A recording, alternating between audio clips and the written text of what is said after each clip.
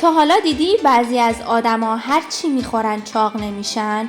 برخلاف چیزی که فکر میکنیم، این فقط شانس یا پرخوری نکردن نیست. متابولیسم پایه بالا. بدن بعضی افراد حتی وقتی خوابن یا نشستن کالری بیشتری میسوزونه. به این میگن سوخت و ساز پایه. نقش ژنتیک.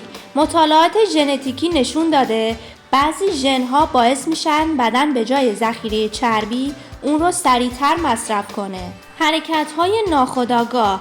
این افراد بدون اینکه بفهمن بیشتر تکون میخورن، پا تکون میدن، زیاد جابجا میشن یا حتی موقع صحبت بدنشون فعاله. همین حرکت‌ها در طول روز صدها کالری میسوزونه. هورمون‌ها.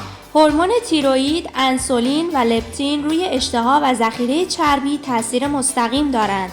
کوچکترین تفاوت تو این هورمون‌ها میتونه وزن رو تغییر بده. استرس و سبک زندگی. برخلاف تصور بعضی استرس ها باعث افزایش مصرف انرژی میشن، نه چاقی.